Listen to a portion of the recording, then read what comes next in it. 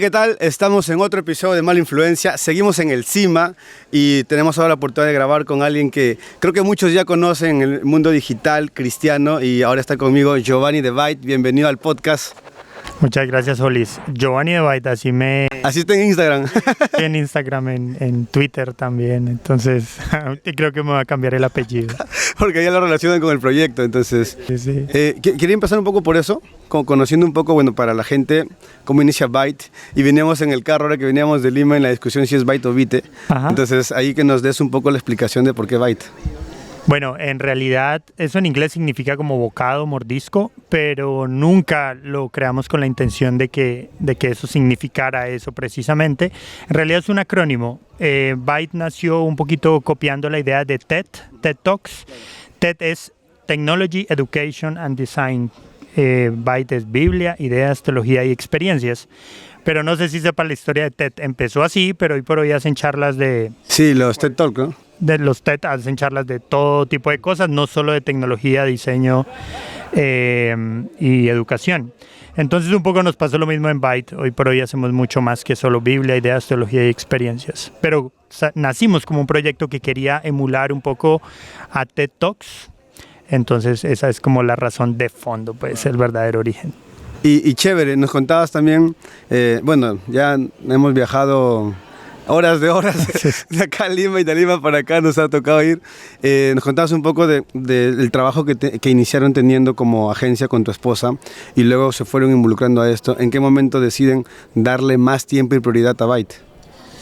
Pues para nosotros ha sido, creo que un viaje de crecimiento muy significativo porque, claro, cuando nosotros empezamos en Facebook 2016, como empezamos a hacer videos cuadrados con texto por encima, que contaban una historia, contaban algo, como al cuarto video ya éramos virales. O sea, mucha gente empezó a ver los videos y crecimos. Cada día sumábamos 10,000, 15,000 seguidores en Facebook.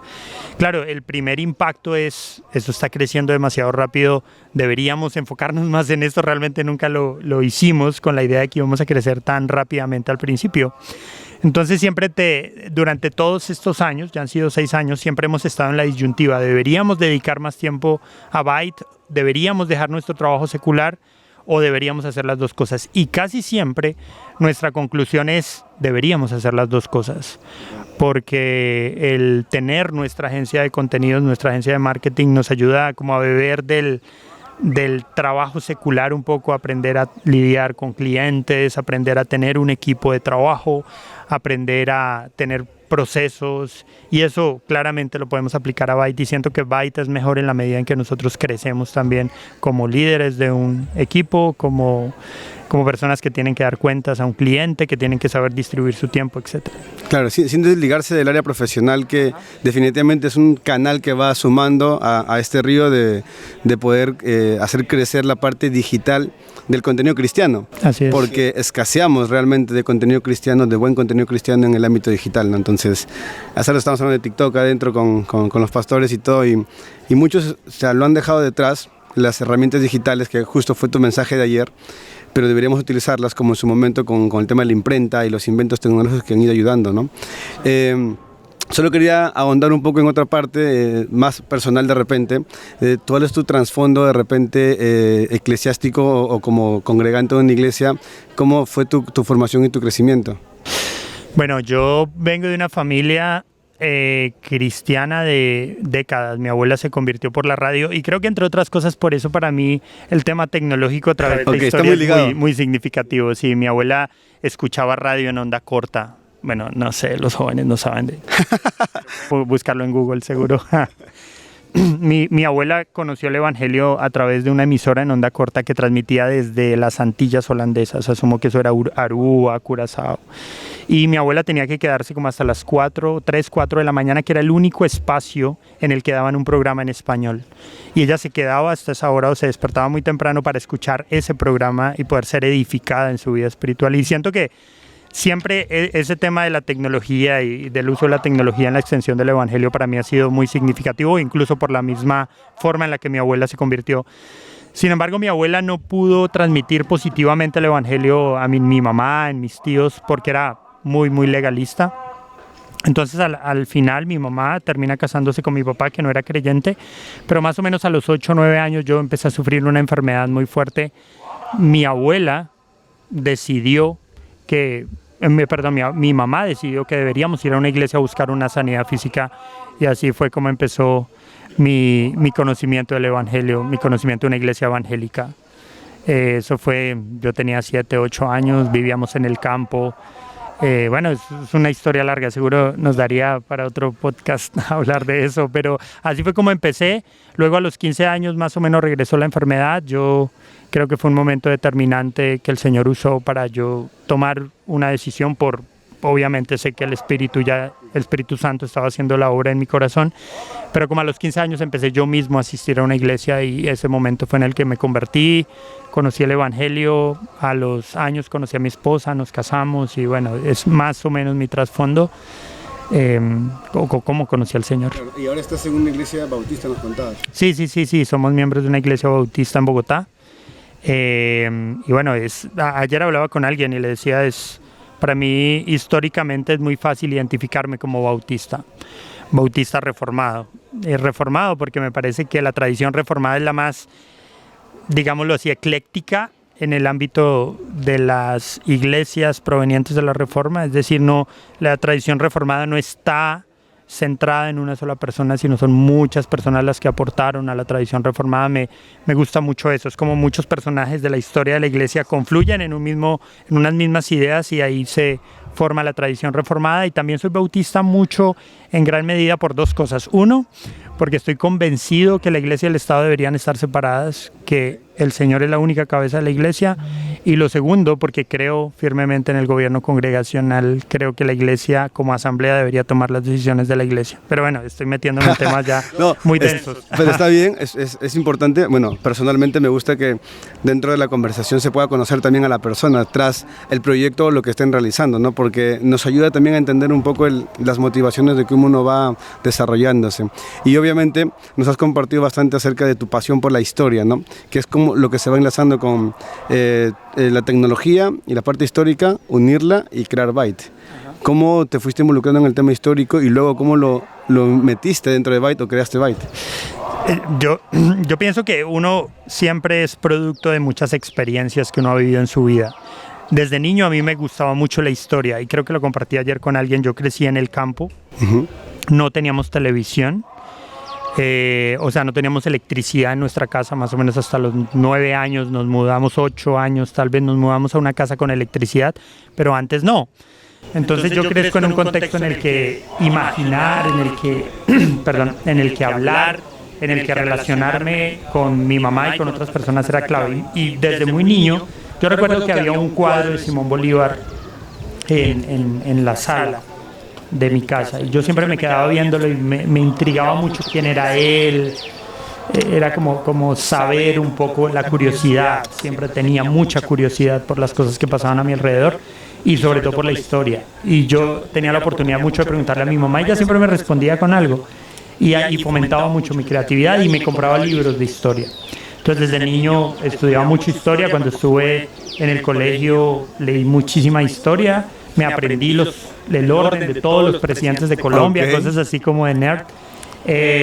Y creo que la pasión por la historia siempre estuvo ahí, pero también la pasión por el contexto. Desde que era niño escuchaba noticias. Yo era de los niños que andaba con un radio de pilas en el campo escuchando las noticias del país.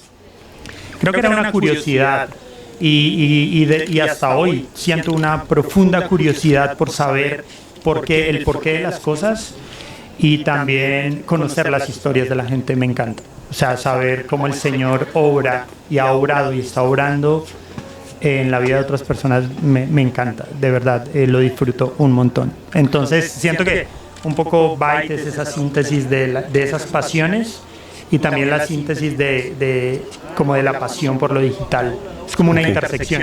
Bill Gates decía que el futuro de las profesiones era la intersección entre dos áreas del conocimiento. O sea, que tú, no sé, eres ingeniero, pero además te gusta cantar, qué sé yo.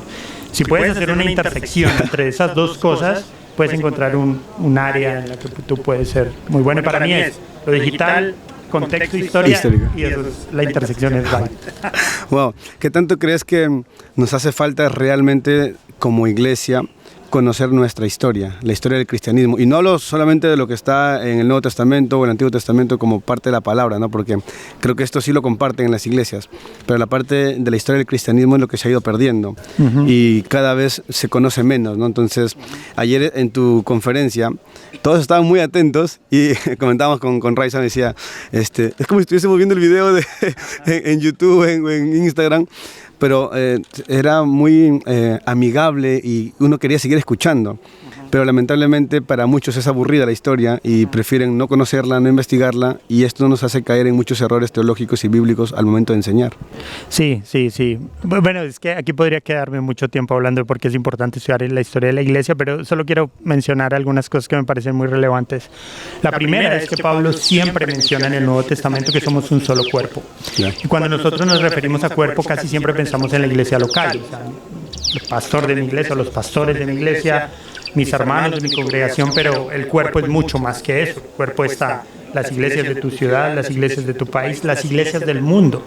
Entonces, ¿qué en común yo tengo en una iglesia en Perú, en una iglesia en Colombia?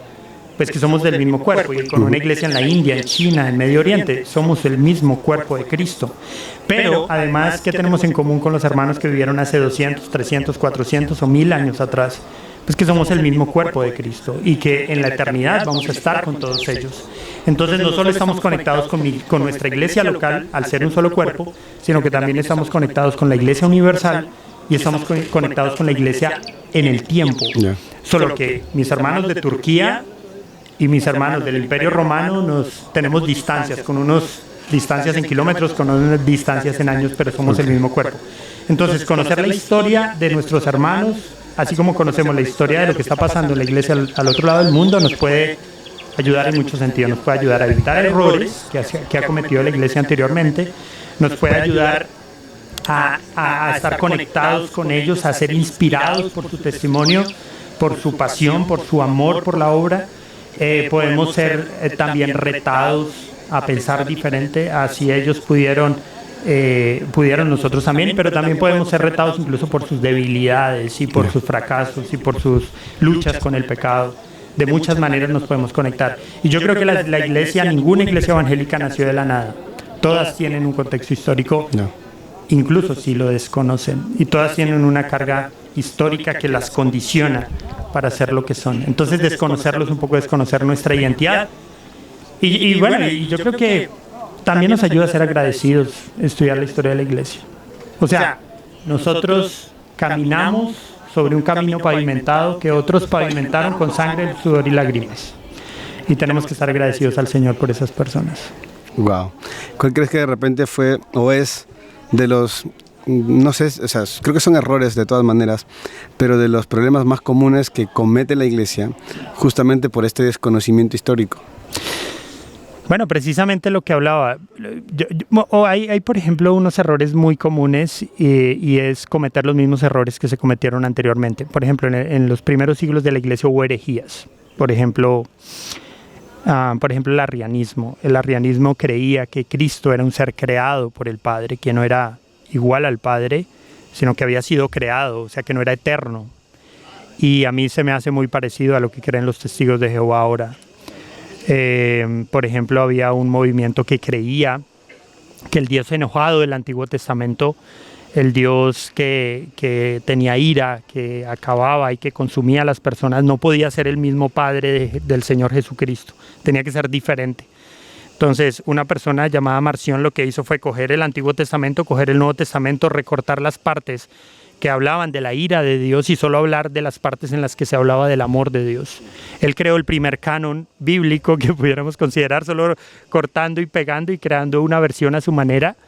Eso es hoy conocido como el marcionismo y a mí se me hace muy parecido a lo que es el Evangelio de la Prosperidad y esta tendencia a siempre hablar del amor de Dios, pero no hablar de que Dios también es un Dios que se aira con el pecador, contra el pecador, y que si no buscamos a Cristo, no buscamos a Cristo y al Evangelio, pues estamos condenados. Necesitamos saber que Dios es un Dios que juzga de acuerdo a su ley para poder entender el gran peso del Evangelio y lo que significa ser perdonados por la obra de Cristo en la cruz.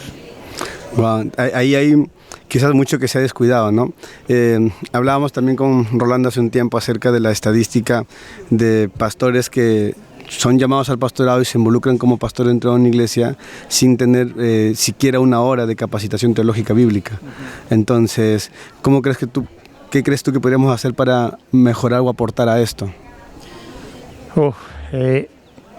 Yo creo que hoy por hoy hay muchas herramientas con las que una persona puede aprender y crecer. Yo pienso en personajes de la historia de la iglesia que fueron muy importantes, que nunca fueron a un seminario bíblico, como por ejemplo Charles Spurgeon, pero se creía que leía 5 o 6 libros por semana, tenía una biblioteca de más de 5,000 libros, que al final terminan vendiéndola a una universidad en los Estados Unidos porque era tan grande que tenía un valor muy significativo, acumuló una gran cantidad de libros clásicos y leía mucho y tenía una gran memoria para recordar lo que había leído. Entonces, el hecho de que un pastor no estudie no significa que sea ignorante. Yo creo que incluso si no puede acceder a una educación, que hoy por hoy es muy fácil, hay cientos de seminarios y muy buenos seminarios que ofrecen clases online, aún si no tiene el tiempo, si no puede hacer eso, tiene la posibilidad de leer todo lo que quiera, incluso si no le gusta leer, hoy por hoy hay acceso a videos, a material. Seguramente será un muy pequeño aporte, pero hay cosas mucho más valiosas que un pastor puede aprender online sin necesidad ni siquiera de pagar. Entonces, siento que tal vez, sobre todo en Latinoamérica, el problema no tiene tanto que ver con la posibilidad de acceder, sino con la pereza. Una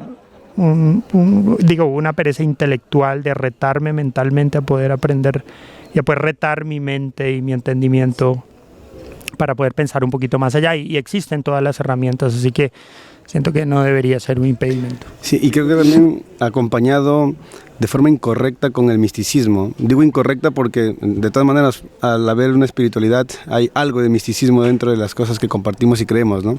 Pero se acompaña malamente, ¿no? O sea, es como, voy a dejar que el Espíritu me guíe para poder explicar un texto que estoy leyendo ahora de la Biblia, ¿no? Y no entiendo contexto, no sé hechos históricos, no conozco el trasfondo cultural y descuidamos eso. ¿Qué tan importante crees tú que es capacitarnos, y no solamente en la parte teológica bíblica, sino también en la parte cultural, artística, de repente social, ¿no? Que en el momento en el que estamos desarrollando una iglesia, ¿no? Sí, me hiciste pensar en alguien que para mí es una de las personas más interesantes de la historia de la iglesia, que se llama Jonathan Edwards, o se llamaba Jonathan Edwards. Él fue, hoy por hoy es considerado como el teólogo más grande de la historia de los Estados Unidos. Él fue un pastor que vivió en el tiempo en el que Estados Unidos era una colonia británica, es decir, él está justo antes de la independencia. Y probablemente él es la persona que yo conozco que conjuga una gran intelectualidad, porque bueno, es el teólogo más grande de la historia de los Estados Unidos. Era un hombre que pensaba muy profundo acerca de la teología, pero muy profundo. De hecho, leer sus obras es denso, es difícil, pero cuando tú las entiendes, cuando tú entiendes lo que quiere decir, es como boom, como que wow, es una intelectualidad realmente admirable. Es muy placentero descubrir la profundidad de su intelectualidad, pero al mismo tiempo era profundamente sensible a lo que el Señor hacía y tocaba en su corazón. De hecho, él predicó quizá el que es el sermón más famoso de la historia de los Estados Unidos y quizá de la historia, que se llama Pecadores en manos de un Dios airado. Imagínate el título, ¿no? O sea, no es nada... No es nada incentivador, sí, ¿no? No es empoderante para nada. Pero cuando él predica ese sermón en su iglesia, de hecho lo predicó en una iglesia donde lo invitaron a predicar. Porque faltó un predicador. Ajá, y resultó predicando allí. Y ese sermón hizo que la gente entrara en shock. Él describía el infierno de una forma tan vivida que la gente corría en arrepentimiento, en busca de salvación. Y ese sermón representa mucho de su pasión por el Evangelio, de su pasión por los perdidos, por aquellos que no conocían al Señor, pero al mismo tiempo era intelectualmente profundo. Entonces yo creo que se puede ser las dos cosas, y Jonathan Edwards creo que es el mejor ejemplo en ese sentido. Ahora salió un libro de él, no recuerdo exactamente el nombre, pero es algo como La predicación de Jonathan Edwards. Es una serie de Ligonier, de grandes héroes de la fe, Y bueno, si alguien quiere leer, creo que ese libro sería muy interesante que lo leyera cualquiera que quiera meditar en la profundidad teológica, pero también la pasión por la gloria del Señor, por la presencia del Señor y por llevar el Evangelio a los pecadores. Wow, de verdad hay mucho que todavía quisiera preguntar.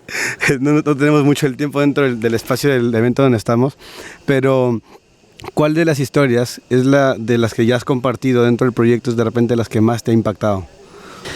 Es muy difícil.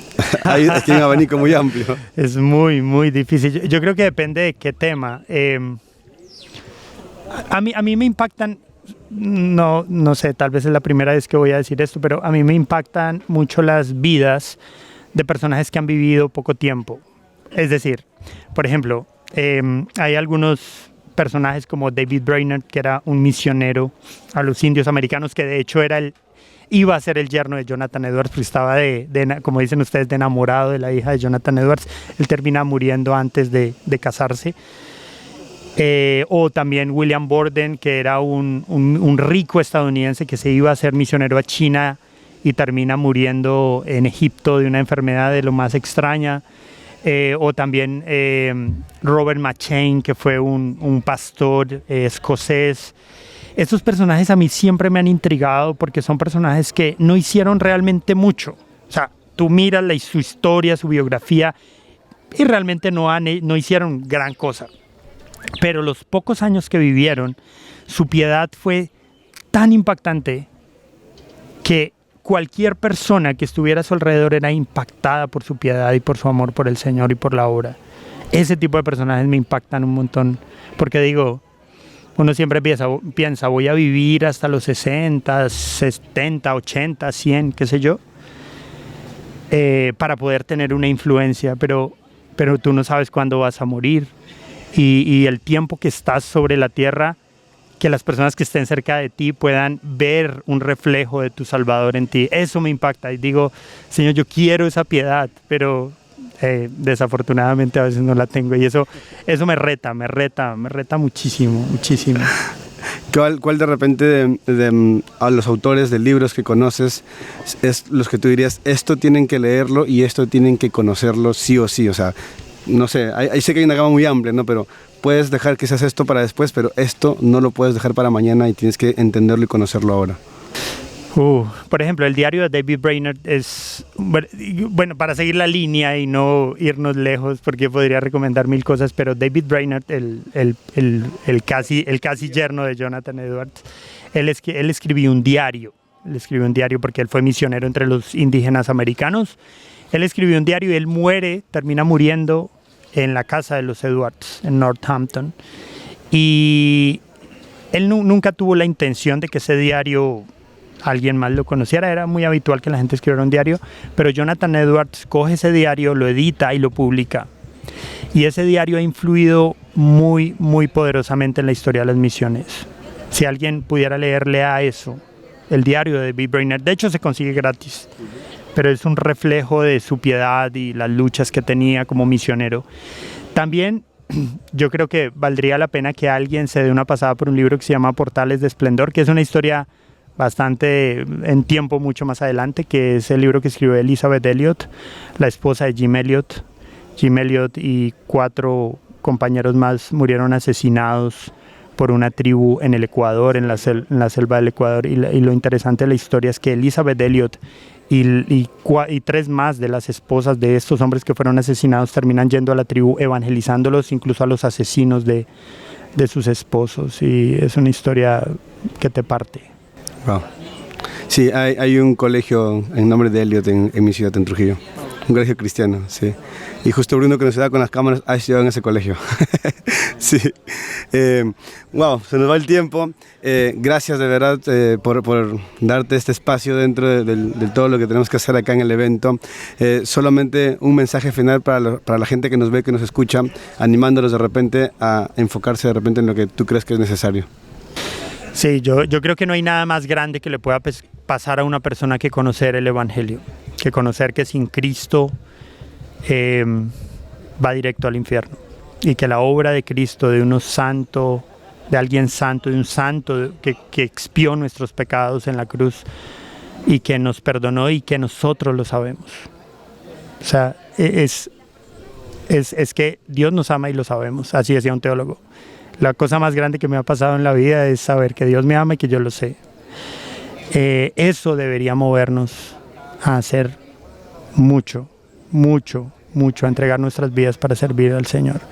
Y creo que para mí esa es la gran lección que me ha dejado la historia de la iglesia, porque hay personas que están dispuestas a dejar su comodidad, la tranquilidad, la felicidad, la riqueza, por ir a servir al Señor en condiciones a veces tan duras. Y digo, solo un entendimiento claro del Evangelio puede motivar un corazón como el de una persona así. Wow. Gracias, Giovanni, por el tiempo. Que busquen la gente. Están ya en todas las redes Byte. Sí. Ya está en TikTok.